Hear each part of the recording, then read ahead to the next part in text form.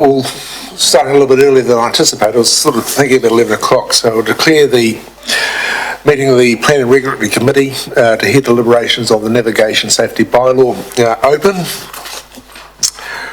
We're live streaming. We'll deal with apologies. I know that Councillor Fulton and Councillor Delberger just stepped out of the room for a moment, but I do have a formal apology from Mrs. Payne, so I'll move that the apology be received. Someone to second? Seconded. Councillor Barker. Those in favour will say aye. Aye. Against, carried. Confirmation of all the business as per the agenda. I don't think there's any necessary to make any changes, and any interest that needed to be cleared. I'm not sure that there are any, but any interest do it at the appropriate time. No public forum, no chairperson's report. Move on to the confirmation of minutes of the meeting that we held on the 6th of August that are our true and correct records. So someone was able to move that they are our true and correct record. Moved by Councillor Barker, seconded Councillor Walker.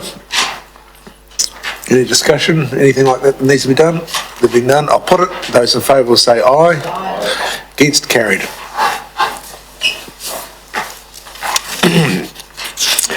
Move on to the substance of the matter, deliberations on the proposed navigation safety bylaw. I invite the officer to come forward. Is it Ms. Bishop? Mr. Duncan? Okay. Yeah.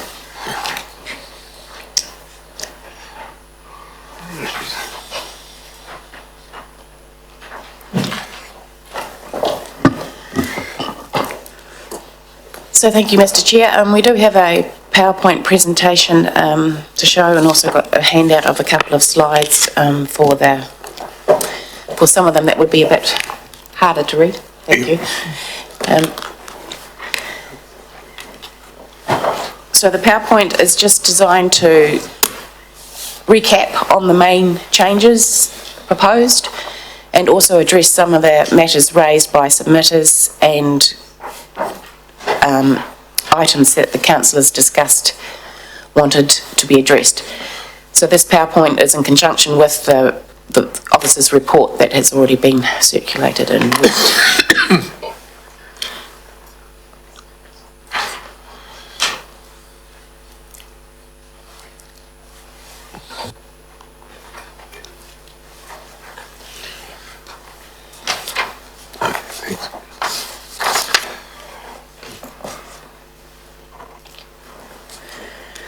Get underway. Right, so the main change is life jackets. At the moment, our bylaw requires people to wear life jackets unless the skipper says you don't have to. So we want the change to require life jackets, particularly for vessels up to 6 metres in length, to be worn. And there are exceptions, and some of those exceptions are when sleeping or diving, surfing, etc.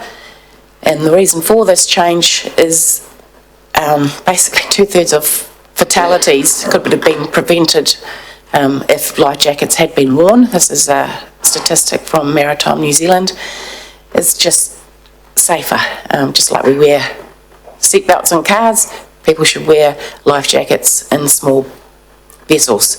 Accidents occur suddenly without warning, and the change from our current bylaw is wanted because we know that only 1/3 of people who are in control of vessels have actually completed any day skipper's course or boatmaster's course, so they don't really have the knowledge and skills to make a judgment call about when life jackets should be worn or not.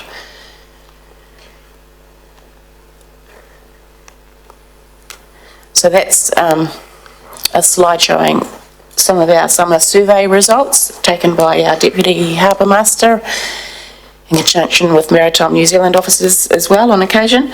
So 84% of people are actually wearing life jackets already. So that's obviously people who've got common sense in Nelson. Anything you want to add to that slide? No. And there's some more facts, summarise the reasons for wearing life jackets. And I don't know whether councillors here saw something recently on, was either 2020 or some program about a family of 3 that got caught out in a small boat. They were sleeping, they had all the safety equipment on board, but due to the anchor rope getting tangled around the propeller, it started sinking the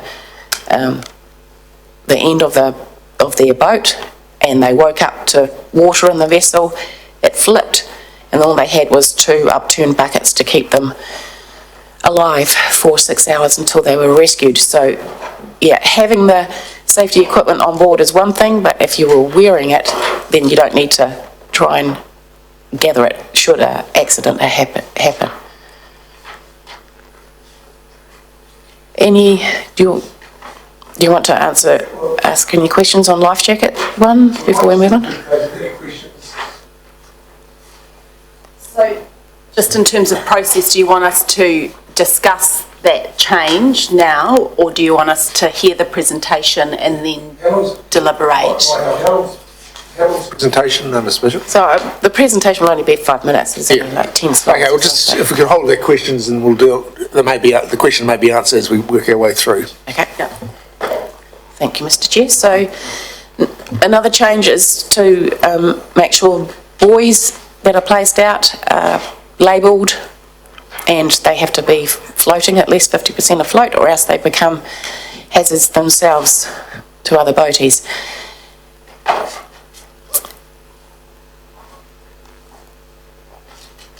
Close areas of the harbour. This gives the harbour master the ability to close specific areas, basically to avoid clashes of activities. Again, just all about maintaining safety on the water. Registration. At the moment, our bylaw requires vessels to be identified with either a name or a number, and that's it.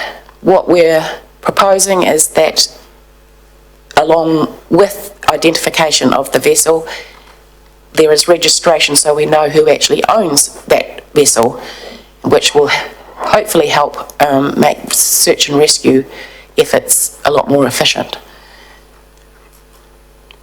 Do you want to comment on that? If there's any questions towards the end. Okay.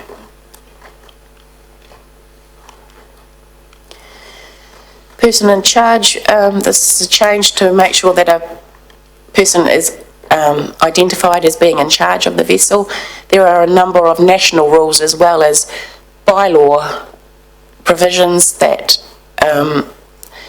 ensure that the person in charge of the vessel takes certain actions or is responsible for certain actions. So we're just making it clear that somebody is identified as being in charge. Communication, this is requiring 2 forms of communication. One, if the vessel is less than 6 metres, and again this is a safety measure. Accidents occur very suddenly without warning, and they need to raise the alarm. So there are, a variety of appropriate communication depending on the type of activity.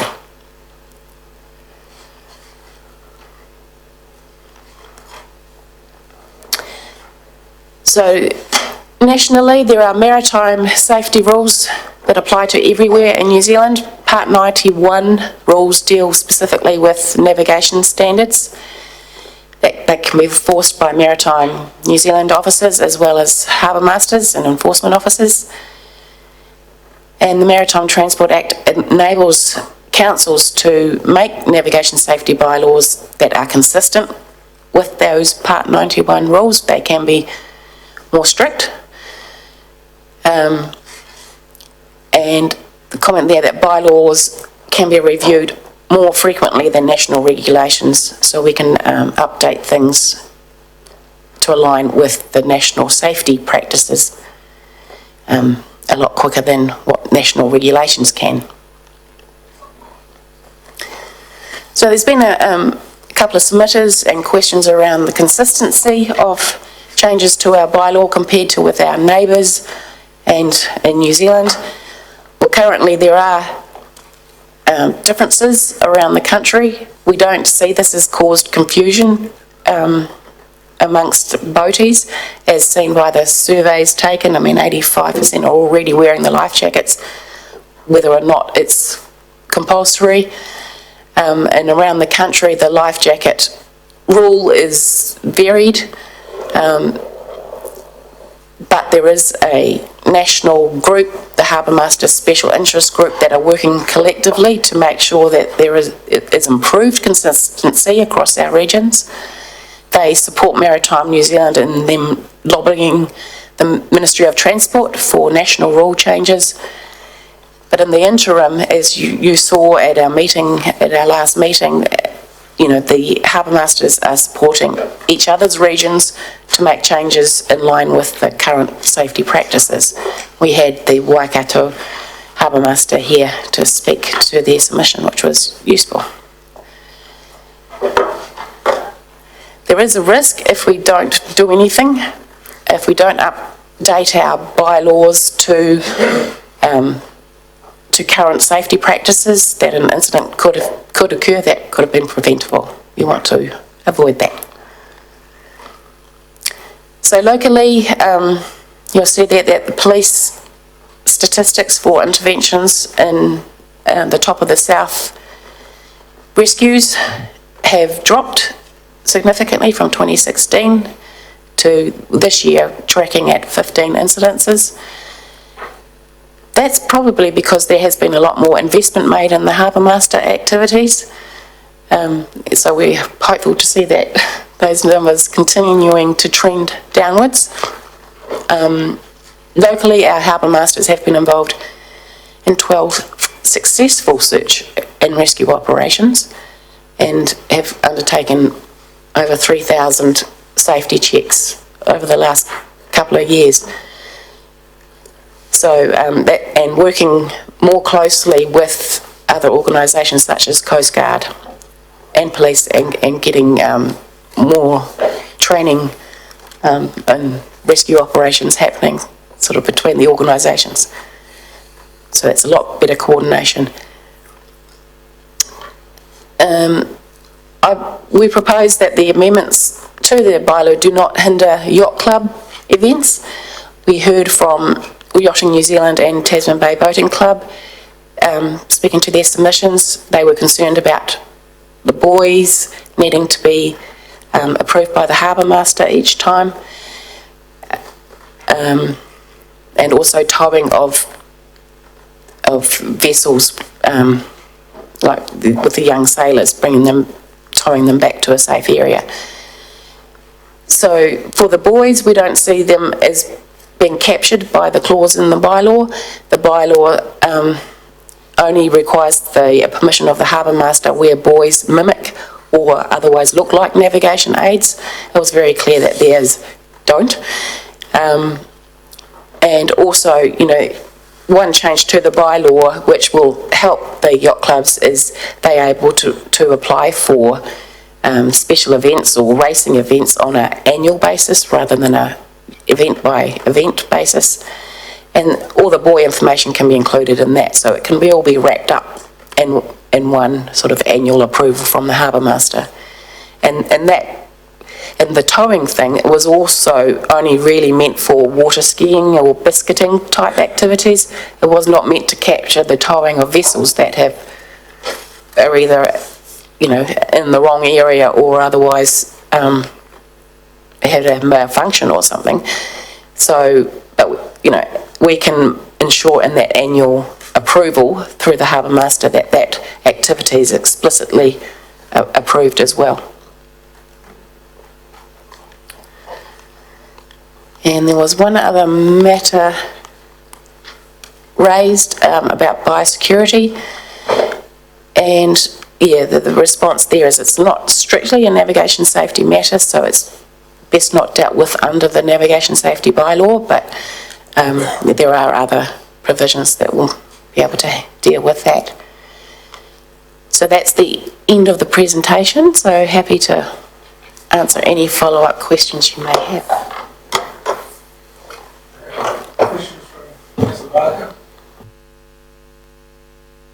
I just would like it if you can clarify the situation with life jackets. Nowhere in the recommended bylaw does it actually say that life jackets must be worn on vehicles over 6 metres in length. As I read it, it said they must be worn if the vessel is towing any person or anything like that, but nowhere in here can I see where it says, unless it's, the only ones that are covered in making it compulsory to wear life jackets are vehicles of 6 metres or less. Yes. So what's going to stop a 7 metre vehicle going out with no life jackets on? Through the chair, that's correct. That's the life jacket rule is for people in vessels up to 6 metres in length. So they must wear them if they're in a smaller vessel. If they're in a larger vessel, they have to carry them, but they don't have to wear them. I thought we were going a bit stronger than that, but you know, that the example you used of the boat tipping, life jackets inside the cabin of a tipped-up boat, you can't get them anymore. And a lot of strong submissions were made to us on that point. So we're not suggesting that a 7 metre vessel should have life jackets on the occupants. Through the chair, most boating accidents happen in vessels that are up to 6 metres in length, so that is the main concern. They are more tippy, they are, vessels larger than that, aren't the subject to most of these accidents and statistics. So it's mainly the smaller vessels. Okay, I was surprised. Yeah, we've always proposed that it's just up to 6 metres to require to wear life jackets, not just carry them.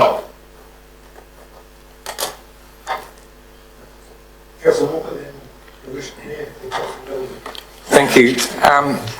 My concern relates to the identification of vessels, and the only thing I can see is on our agenda, page 52, and it's 2.26, and it talks about a minimum height of 90 mils. It refers to the smaller boats. So I'm thinking of windsurfers, paddleboards, canoes, and stuff like that.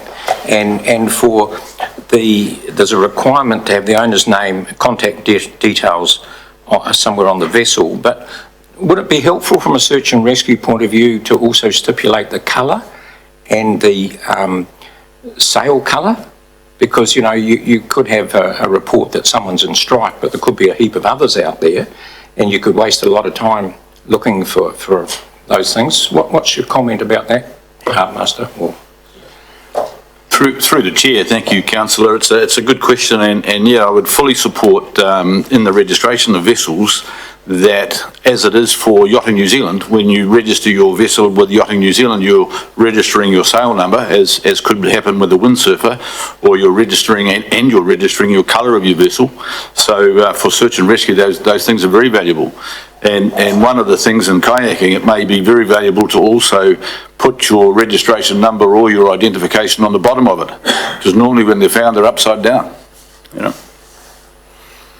Thank you. Yeah, and subsequent to that, I've had quite a lot of involvement in earlier years with small boats, been involved with search and rescue and things like that, and through the yacht club. But I just wonder whether the commonality aspect of this law, you know, because you get a lot of people, you know, might toss windsurfers on the roof and head off to somewhere else around the country.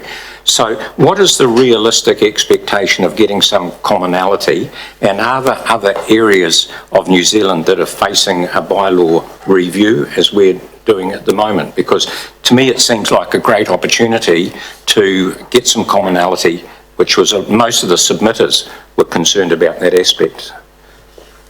Through the chair again, councillor, I'm glad you asked the question, because I was recently at the Harbour Master Significant Group meeting in Auckland, And it is a drive of all the regions from the Harbour Masters to get this registration completed.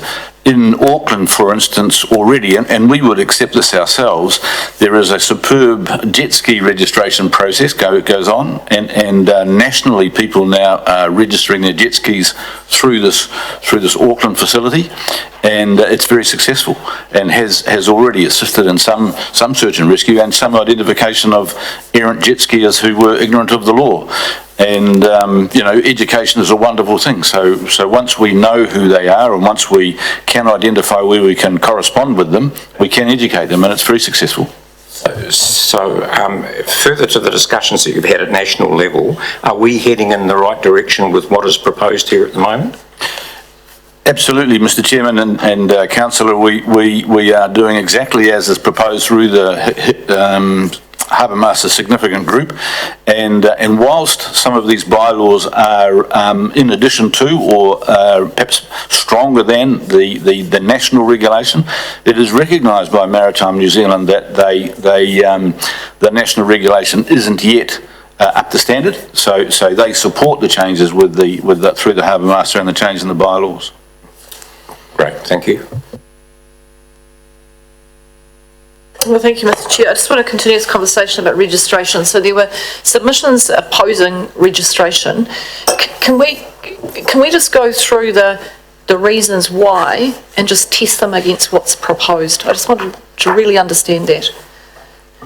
So through the chair, the reasons for opposing registration was doubling up or duplicating registration that already exists. And there is proposed to have exemptions for Yachting New Zealand vessels that are already registered, as well as their affiliated clubs as well. So as well as the exemption for if people choose to use their trailer registration number as their identification number on their vessel, that we already have their contact details through that mechanism. So we don't want to duplicate. Okay.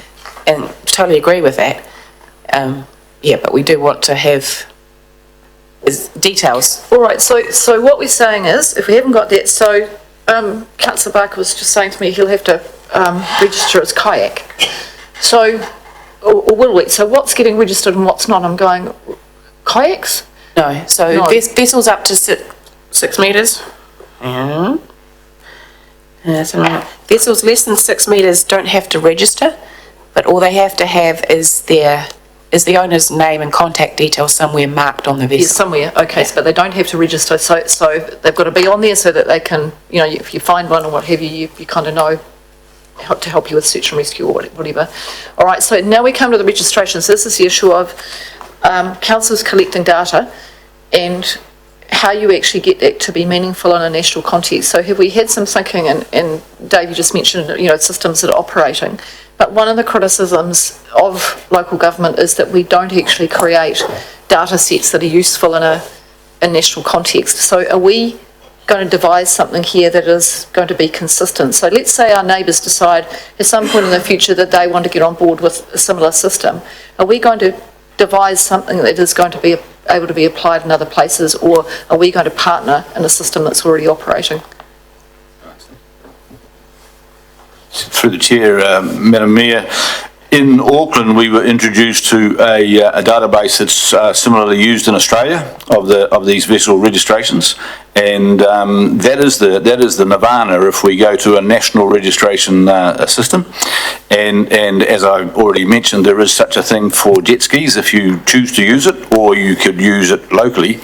However, we would certainly be partnering with Marlborough and Tasman and other districts once just like the Ministry of Transport, once your vehicle registration is registered, you only need to do this the once, and all that happens is the change of ownership, and that change of ownership can be an issue.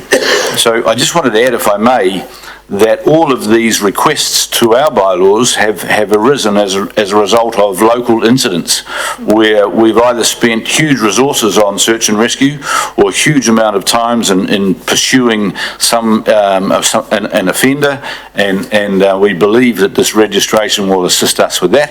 And just now we are also trying to find owners of 2 stolen vessels down in the port, and registration would assist that. And there's a lot of time and money spent on these things, which registration we believe would certainly simplify. Okay. So through you, Mr Chair, just picking up on that, I understand the question, Madam Mayor, in terms of making sure that when we devise a data collection system, we just have a mind to making sure it would align with others, so we can have that conversation through the SIG.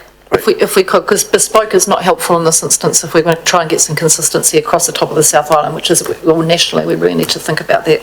So just following on from that, in terms of what some of the opposition may be to registration would be, the next thing is, so what's going to happen next? Am I going to get charged for that?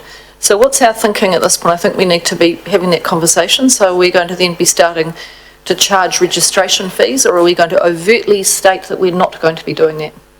So through the chair, it's overtly not charging. This is very simple, starting as a very simple basic collection of information, spreadsheet kind of thing. It's not something that is designed to be a licensing or any other kind of form of regulation. It is simply having that contact information when needed. Right, so it's for safety purposes, for navigational safety purposes. So I think we need to be really overt about that in the communications, because there will be, it will be perceived, or could be perceived that it's the start of a licensing and fee charging exercise. So we just need to be, if that's not the intention through this legislation, we need to cover that.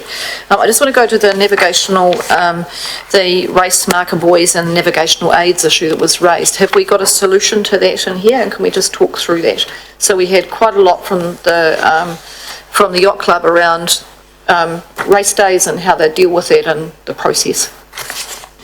Yeah, so through the chair, the simple solution, it was suggested that we instigate a licensing regime for the yacht clubs, but even simpler than that, using a provision that's already in the bylaw that any person or organisation holding an event needs to get the permission of the harbour master.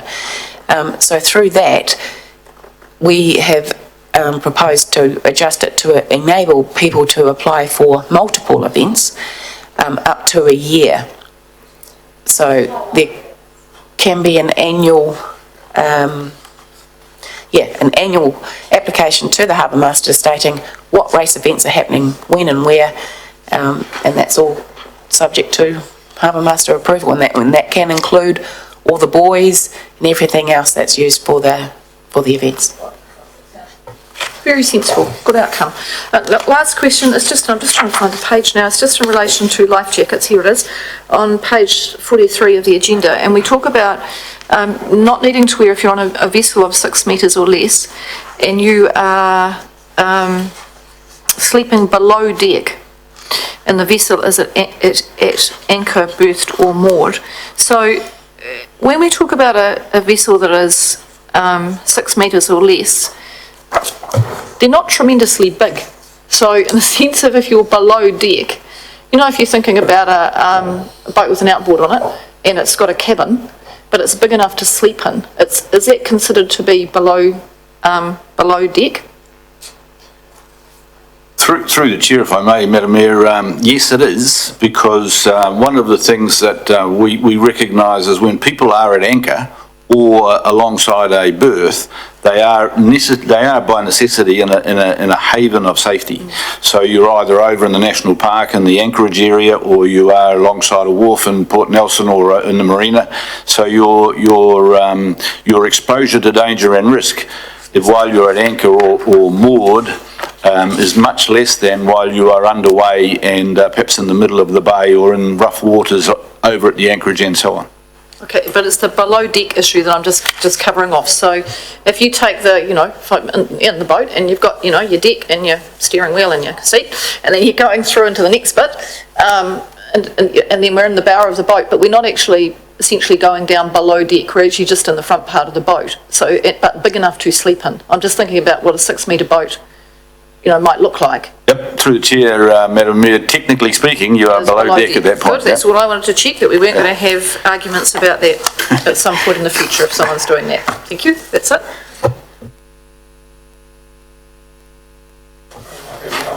Yeah, a few things are covered, but one of them was the life jackets and inflatables.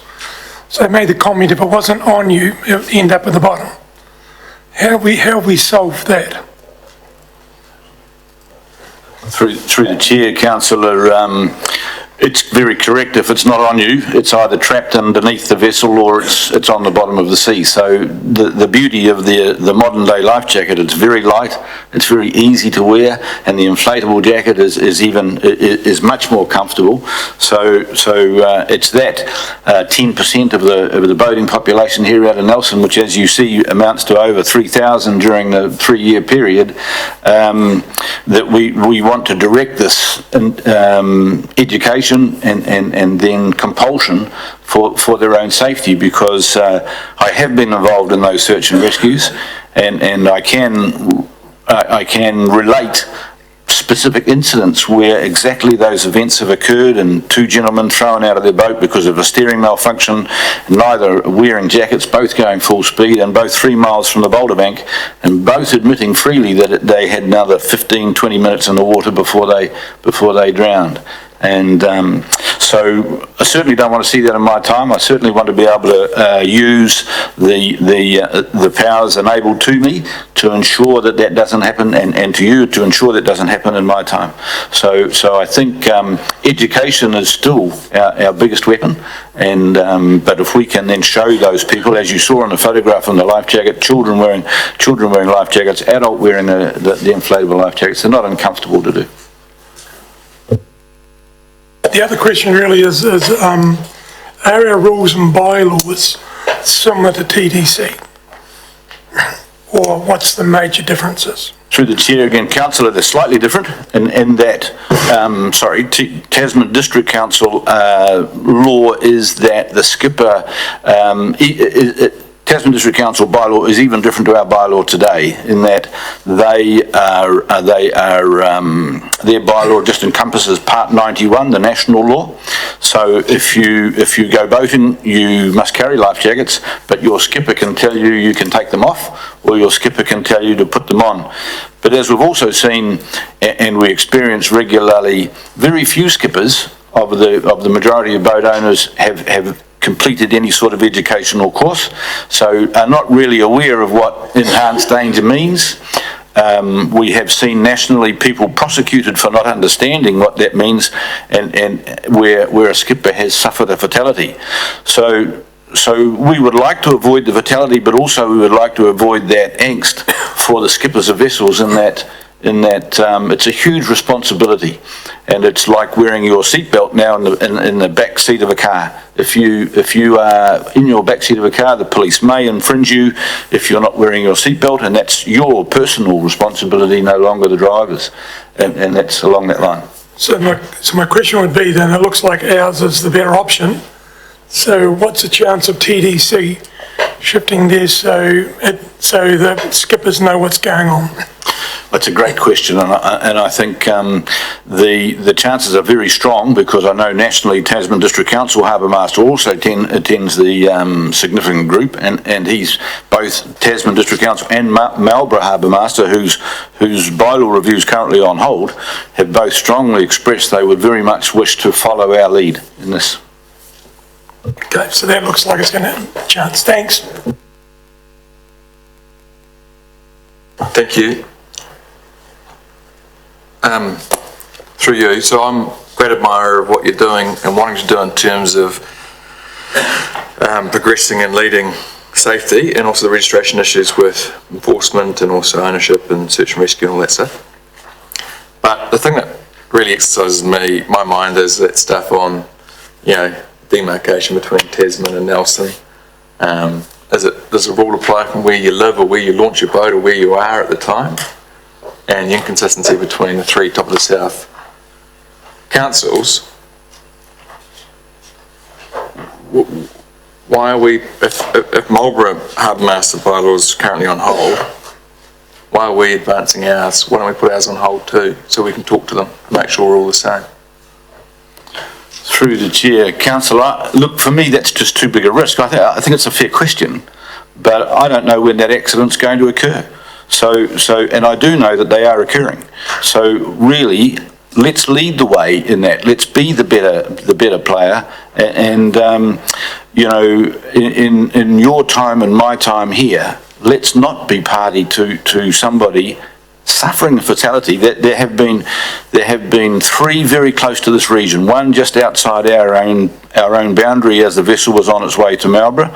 One over there in the Rabbit Island where the person was just on the Tasman District Council side of the embarkation line, and one in Nelson Waters.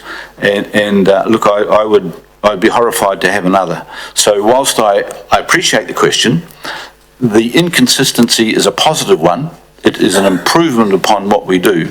So I really do encourage us to step forward, because the others will come, they'll follow. Thank you. And what I'm seeing though from the statistics that got put up is since 2016, I think the number was, in fact the number of search and rescues has dipped from 60 odd down to 10 last year. So the education seems to be working in terms of the numbers. Why does a bylaw improve it beyond education? Because it seems to be that at the moment current rules are working in terms of reducing the numbers of call-outs. Through the chair again, if I may, first of all, it's a great opportunity for us to all recognise the hard work completed by the Deputy Harbour Master in the last 3 years, because with Fed funding and the council funding, the Deputy Harbour Master has been really able to dedicate a lot of time into education. However, what we experience is the frustration where we know we've spoken to the people. We know we've educated the person, you should be wearing your life jacket. And they are just constantly flaunting that. It's just like, you should be wearing your seatbelt, and people don't. Bicycle helmet. Bicycle helmet. Oh, I suppose that's still... Bicycle helmet, exactly the same thing, and people don't. So what we would really like to do is be in the position with those 61 people in the last 12 months, or the 300 people of the last 3 years, is to be saying, look, we have spoken to you, this is now the third time. We would like to issue you with this $100 infringement notice, which is the cost of your life jacket. And people will get that message very quickly. Okay, thanks. Just continuing on that theme, right? Has there been have you had had conversation with the Harbour Masters in Marlborough or the Harbour Master in TDC? If I may, Mr. Chairman, yes, we do. We regularly speak with them. No, about this, about designing a bylaw together. Through the chair again, yes, sir, we have.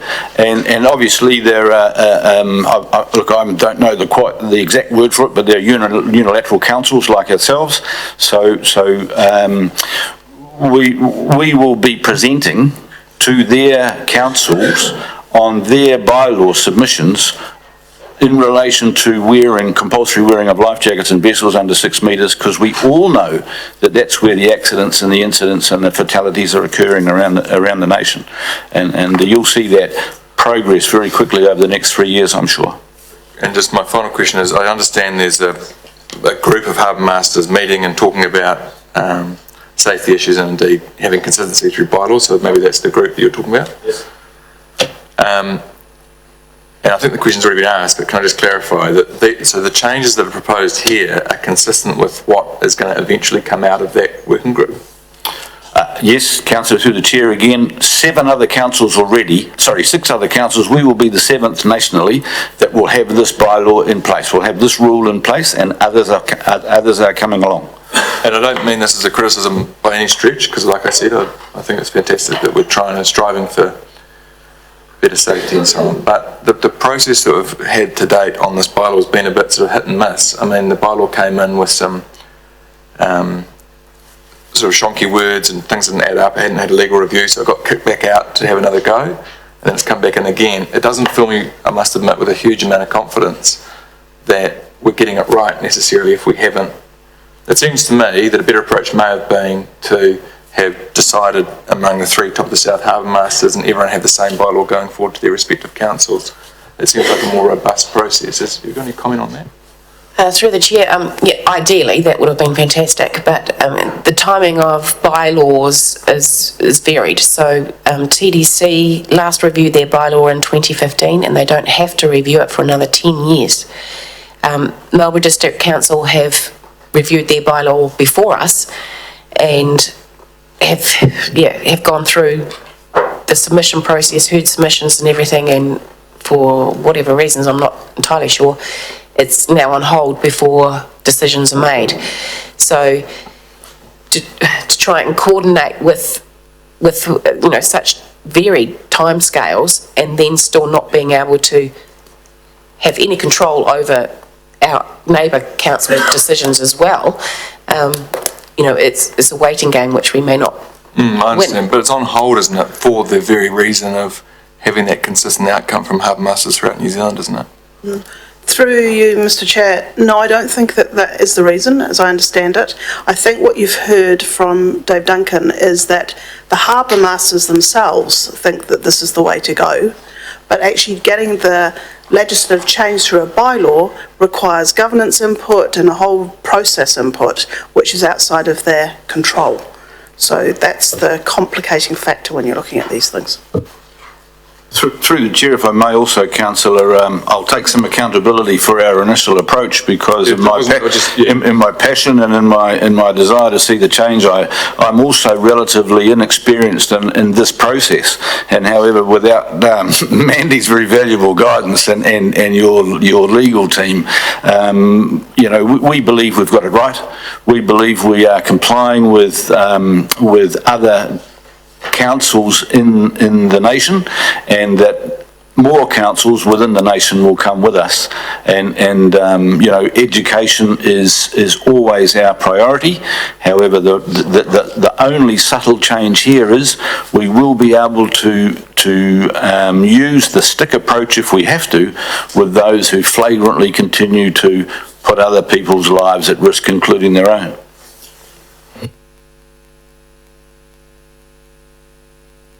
Oh, thank you, through the chair. Look, good on you for trying to get this progressed, and I'm really excited that that's here today, and I think it would be kind of disappointing if we suddenly stalled it to try and let TDC and Marlborough catch up with us.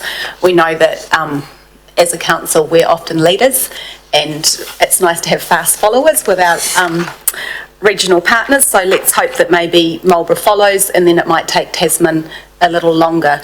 I kind of understand that I think Tasman did want to introduce the life jacket rule and it perhaps got stopped at the governance table, is that correct? So the Harbour Master had pushed for the wearing of life jackets? Through the chair, councillor, look, I believe the Harbour Master did, but I don't know why the process stalled, to be honest. Okay, so I just have a couple of questions, and the Mayor's asked quite a lot of my questions specifically around sleeping below deck, but when I read it, just in terms of going to page 42 or 17 of the bylaw itself, clause D has actually been struck out, and I imagine it should, I'm just a little confused in terms of the blue strikeouts and the black. So clause D is the person in charge of the recreational vessel shall ensure that every person shall wear a life jacket. So the onus is still on the master of the vehicle to make sure everyone's wearing their life jacket. Through the chair, councillor, that's quite correct, but it is still incumbent upon the person in the vessel to wear the life jacket, and that's come about as a result of situations or circumstances that have occurred to us in the past, because you also see that we require the skipper to be identified, and it's very difficult for us to know who to talk to or who to educate when you arrive at a vessel where there are 4 people on board, especially young teenage people and God bless them, I love them, and they have fun on the water. It's a beautiful waterway to have that fun. But when they all point at each other and say, he's in charge, it's very difficult to progress from there. So that's the reason that, A, we want to know who's identified, and B, this puts some onus on that person once identified. Okay, so just to be clear, the skipper could be infringed as well as the person not wearing the life jacket. Absolutely, because I think that's the case with seatbelts, isn't it? Yes, that's correct, and that's absolutely just gives us that little bit of extra support. Good, that's great. I just wanted to clarify that. In terms of F, your exceptions, so your exceptions, you say the exception is subclauses A, D and E, and I just wanted to check in terms of legally, when I read that, it means that a person sleeping below deck and the vessel is at anchor, berthed or moored actually applies to clause A as well, which is clause A is that you have to have sufficient life jackets, personal flotation devices on board. I'm just think, is there a little bit of confusion there if that exception applies to A? Mandy, so I think the intention is that it doesn't apply, but the way I read it is it does apply, which would mean that technically if you're sleeping on board a vessel, you don't have to have life jackets. I see what you're saying, and that is not the intention, yeah. So life jackets need to be on board the vessel. Yeah. But when they're actually sleeping, they don't need to be wearing it. So I just think that maybe you need to double check that your that your intention is correct there, just in terms of the wording. It might be worth creating another exception section, I'm not sure, but it just at the moment that clause F reads as if it's applying to A, D and E, and actually some parts of clause F actually only apply to clause D. Would you agree? Through the chair, councillor, thank you very much. I do agree with that. I can see now we will clarify that. Yeah, okay, great. I have one more question around paddle boards, and this is still not clear to me in the bylaw. So you say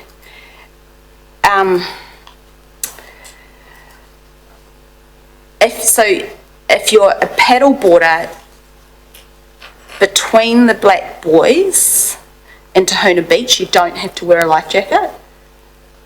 So let's say you're paddleboarding around Horseshoe Island, would there be an expectation you had a life jacket on or a personal flotation device? Through the chair, yes, there would be. That's where we have experienced considerable number of incidents because of the current that we come through there. So that exception, F1, is quite clear that exception is just along the beach line then, is that correct? Through the chair, councillor, yes, we think so, and we believe that it makes it clear because the director himself of Maritime New Zealand has declared that anybody on a paddleboard in the waves surfing is not compelled to wear a life jacket, and however that's a little vague for the people in Tahuna Beach who do paddle out to the Black Buoys or back. Are we in the surf? Are we not? And so for simplicity, we have said that if you go from the beach to the Black Buoys, you do not have to wear a life jacket. You're on the surf line.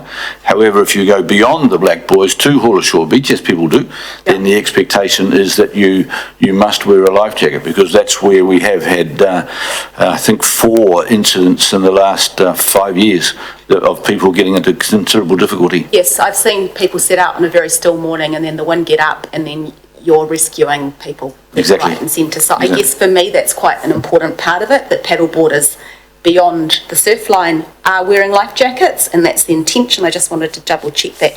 But if they... so is a paddleboarder a sailboarder, kiteboarder or windsurfer? No, so that's different again. So if you're wearing a wetsuit or buoyancy vest, what's the difference between a sailboarder and a windsurfer?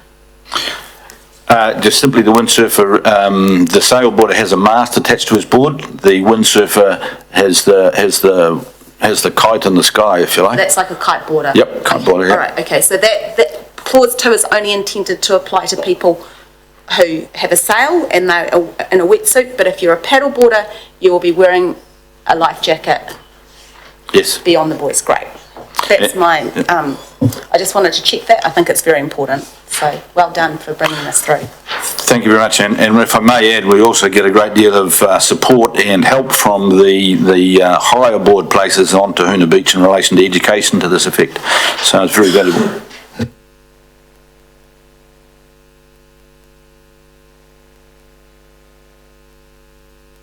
Mr. Chair, I'm just wanting to just double check on the communication devices, carrying of 2, and if someone could I'm just trying to find it in the document, just so we're very clear on what we're asking people to do. Can you just run me through that again? It's the last thing I can think of. So, through Mr. Chair, it's 2.28, page 52, means of communication. Oh, yes, got it now, I had circled it. So, talk me through what they may be. So you could have, through the chair, 2 forms of communication. Could be a radio, VHF radio, could be a cell phone, but obviously in a waterproof container, if possible.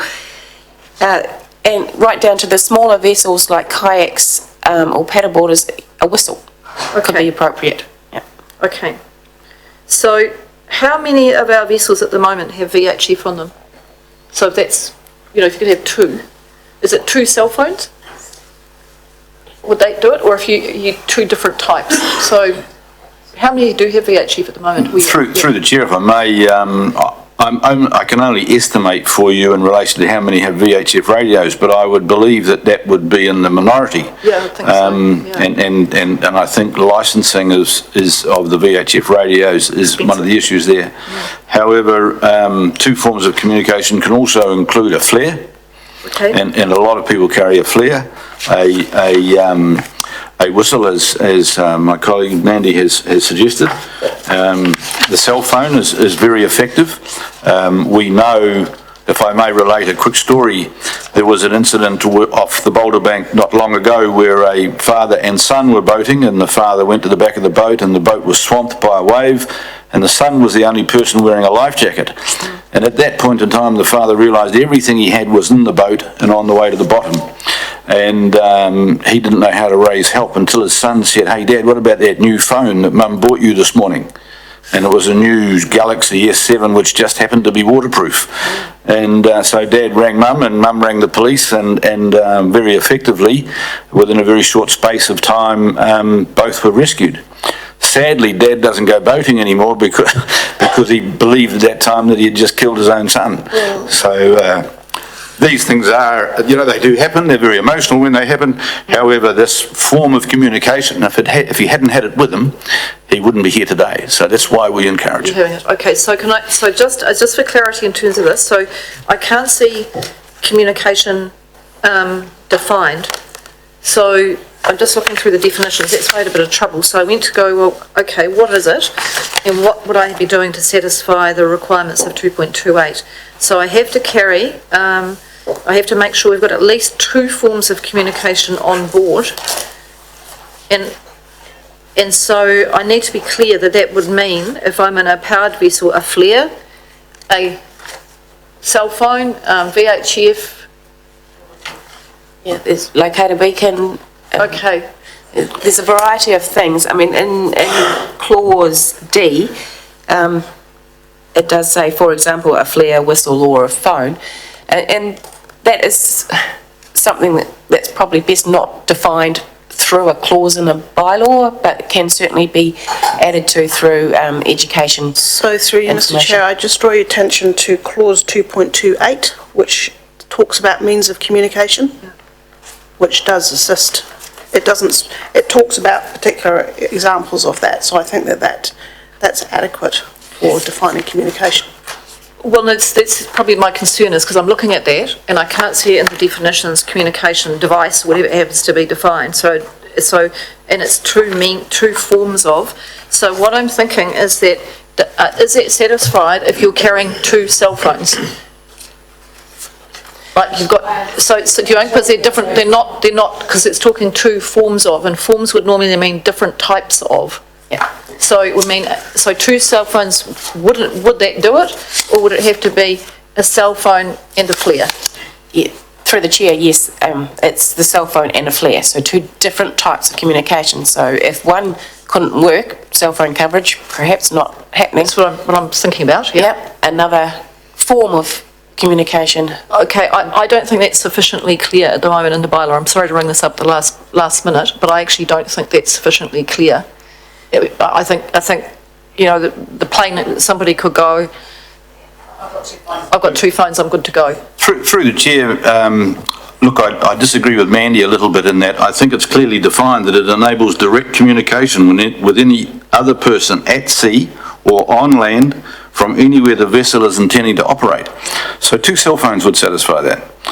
Certainly, as far as I'm concerned, if I was there as the harbour master, I'd be clarifying that both of them, or at least one of them, was waterproof. And with the modern phones of today, you know, that's more than likely. And then there's also the cell phone bag. But I think, you know, to be honest, I believe it is well enough defined in that statement. But it's because you can you must be able to communicate with someone at sea or at land, and a flare, a whistle, a VHF radio or a cell phone enables you to do that. If there were 2 cell phones, I would just then embark on an education process. What happens if they're both out of cell phone range? And then I think that would solve that. Thank you. So we're about to sign out a bylaw, and we've got a range of views about how to interpret that clause. That's not a good place to be at this point in a meeting. So I think if on reading it we have 2 interpretations, that's probably not good enough. So we're going to have to tidy it up somehow. So through the chair, I understand your point. However, sometimes it is too hard to try and specify exactly what you mean, because you want to future-proof this to enable for any other technology that comes along. But we can certainly back up the bylaw with material on our website through education campaigns. So you could provide some guidance on that particular issue, and you think that would be satisfactory? Yeah, I'm just looking at it, says at least 2 forms of communication, doesn't say 2 different forms of communication. What's the word different? I guess at the end of the day, as long as they are working, you know, they are forms of communication, yeah. Yeah, I would say you've got device 1 and device 2, they may be the same devices, well, the same type of device. I think the point is we're split, getting down to, is it 2 different forms of communication? It was, and I was watching the responses from 2 of the people at the end and somebody else, and it was a mixed response, and that's all. I'm just saying it was a mixed response, that's why I asked the question. So we make sure we're clear about it when we actually put it out. Well, I'd say the view that I would take with reading legislation or any kind of, any rule is that you take it's a literal reading. And a literal reading to me is 2 forms of communication. That is two things that communicate.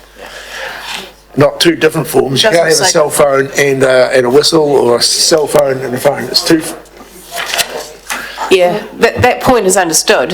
In practice, you'll find people will take probably different methods in order to cover the basis of one not working. Yeah. I'll just chip in here. Do the life jackets come with a whistle? Not that I'm aware of, no. Not anymore, they used to. They used to. Through Mr. Councillor Chairman, Mr. Chairman, the commercial life jackets will all be issued with a whistle, because that's part of a commercial requirement, but recreational life jackets are not normally issued with a whistle. Brilliant. Yeah, Councillor Bell, can you get the hand up for a question?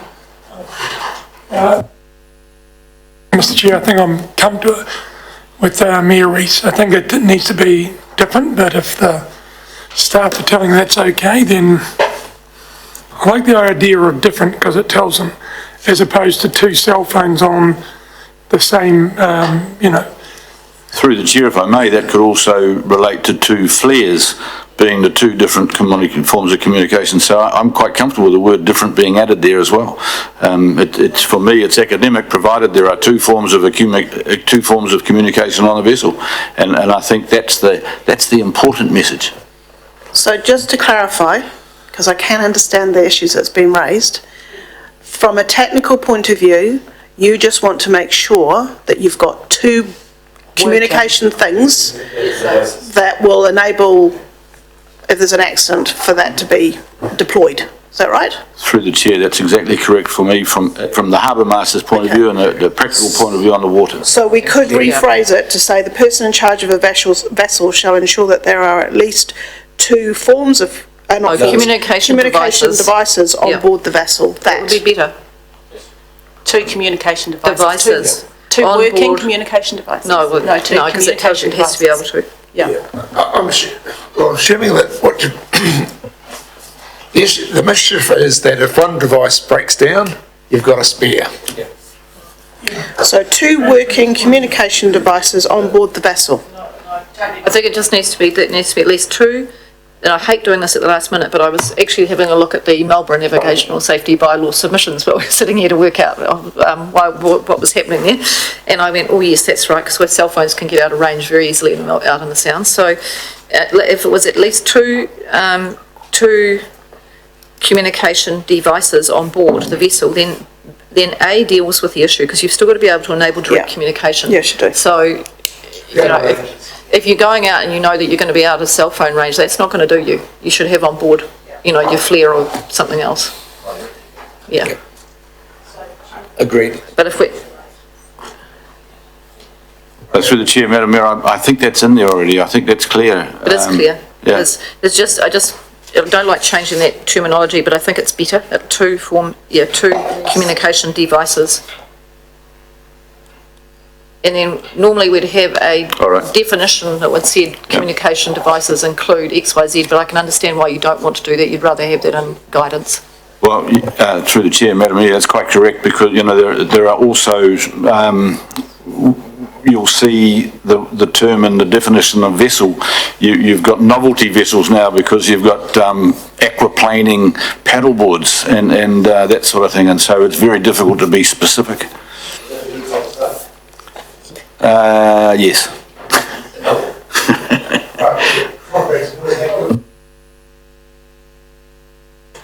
Oh, look, yes, I was just going to, I mean, I guess it could say two operating communication devices, but I sort of concur with the Mayor that possibly having communication devices defined could be helpful in terms of spelling out that they need to be operatable even if there's no cell phone range, that kind of thing. So it could, I think, turning your mind to including a definition could address that concern that the Mayor's raised, but I certainly think that there is a little bit of ambiguity there. And it's good for people, I guess if you spell it out, then people know exactly what's required of them. Yep, Councillor, and through the chair, that definition up there looks very good to me. Add provision 2.28 to require at least two communication devices on board the vessel. I think that's well done, and I appreciate it. Thank you very much. Yeah. I could move this for you, Chair. Do you want to add the word working, or is that superfluous? No, it's superfluous. Absolutely, yeah. Mr Chair, I think that's superfluous. Thanks. Right, moved by Councillor Delberg. I'll second it. Finish the questions. I'm happy to second as well. Second by Councillor Walker. Okay.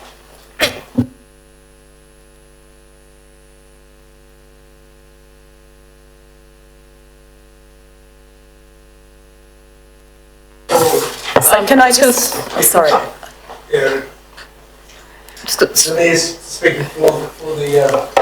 I'm just going to speak just in support of what's been developed through this process, and really appreciative of the submissions that came forward from the public. They were very considered and helpful submissions, and people that took the time to come in. I really understood Rob Greenaway's, submission and frustration about the lack of national consistency, and we could wait and wait for others to go through their processes, but we're dealing with safety issues here, and Dave's just talked us through a scenario of but for the grace of God, and the impact that that's had on somebody's life. They won't go out on a boat now because they've gone through an absolute trauma. And if this we want to have a zero harm scenario here when it comes to safety and drowning, and New Zealand doesn't have a great record when it comes to drowning. And yes, here you could say, look, more of the drownings may be in rivers, but in this case, there is harm, potential for harm here, if you haven't got your life jacket on. And as someone who's, grown up on boats from the time I was a tiny tot, yes, I do remember the days where we went out without our life jackets, absolutely. And I remember the days where my grandfather went out in his gumboots and his oilskins and sat in the dinghy and nearly out in Cook Strait. Because that was the kind of just what we did. We haven't been doing that for a very long time now, and most people who are out on boats make sure everyone's got their life jacket on. It just becomes habit. But where there are people that are just not making that step, I think this is a reasonable and sensible thing to do. It is like this. It is like the the safety, your safety belt in the car. I can see there is resistance, and I can certainly see through looking at the submissions to the Marlborough bylaw that there is a resistance around. I'm not going very far in my dinghy out to my boat. I'm just going out to flush the bilge pump, and I don't need to have the jacket on and those sorts of things. And look, absolutely, I can understand those scenarios, but it's actually a really easy thing just to chuck it on, clip it up and get out there. And once it becomes a habit, you just do it all the time. I've been in enough situations in the Sounds where the weather can turn around. It can turn around in a matter of 10 or 15 minutes. And I've also been in situations where dinghy motors break down and the wind changes, and you thought you were going to be fine, and you're just lucky you've got the oars in the boat because you're able to just with all your effort get back to shore. They're the situations where if you're out without a life jacket, you just put yourself in so much more risk. So I think this is a good step forward, and I think the approach that has been taken by our Harbour Master and Deputy Harbour Master around education has been absolutely exceptional. And this just adds another layer to look after people and make sure that they enjoy their time on the water. That's a good thing. Yes, can I just clarify that Section E of this recommendation allows the staff to make that slight change to Clause F of Section 2.7, which I pointed out in terms of the ambiguity, so that's enough for you to make those slight changes. Great. I want to speak in support of this and thank the staff and our Harbour Master for his hard work on this. I think it's great that Dave has worked so hard to try and ensure that the safety of people in our waters is paramount, and I appreciate that sometimes making those small changes people can resist that, but I think that we need to remember that every life is absolutely valuable, and that if we can save any lives through these changes, then that is key to this bylaw. I recognise that there was in the first round, the wording of it wasn't entirely as we would like it to be, but I think that the process of consultation and these amendments make it a really strong bylaw, and I hope that it is able to support the Harbour Master and the work that he's doing out on our waters, because that is why we have these bylaws in place, and I'm sure that he will be using education and messaging first rather than compliance as his stick at the end of trying to persuade people. In terms of my own experiences on paddle boards, I've gone out and on beautiful still days, and then fortunately I've never been caught out in rough weather, but I've always had a life jacket on. But I have quite a few friends who have gone out and not thought about it, and if they had got caught out, they would have been in quite dire straits quite quickly. So I think that this is a really important part of our messaging.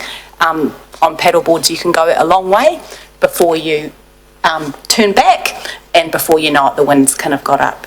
I'm going to support this, and well done to the staff for getting the words right. Yeah, thanks, Mr. Chair. Speaking for this, look, another bylaw that needed reviewing. We've done the consultation. We've got some very good feedback to improve this document, and congratulations to the staff and supporting this as another document badly needed. Right. I also will speak in support wholeheartedly of this bylaw. Hark back to my previous life. I remember a job that I did Lake Mahanarangi in Otago. And up there, and we were reported of a group that were overdue on a fishing trip. Went up there and we found an overturned boat, and over the course of the next hour or so found 3 men had drowned. So there we were on the side of this rather windswept lake in Otago with 3 bodies of men that had gone out for an afternoon's fishing. That's how it stuck with me, and it was rammed home when later that afternoon or later that evening, going to a house in Mosgiel, telling a woman and her kids that her husband wasn't coming home that night and had drowned on the fishing accident they'd seen out just before lunchtime. Those sorts of things are seared in my mind. That is what is behind this bylaw. And when I think about some of the reactions I've got about this is inconsistent, that it's not necessary, is that it's no harm will come, is just we're accepting a far lower standard for human life than we need to, and I think we need to step up and show the example and show the way. Others will follow with us as they work through the process, and as a result, people won't drown or get hurt or get lost in our waterways. So I will wholeheartedly endorse it. Thank you very much to the officers for coming through. It was a bit of work getting through, but I think we have a fine product. We've got there in the end, so I'd recommend that we accept it. Right. Any other speakers? I'll put it. Those in favour of the recommendation? Against? Carried. Thank you. That concludes the deliberations meeting. Thank you very much for your attendance. I was going to say thank you to all of you.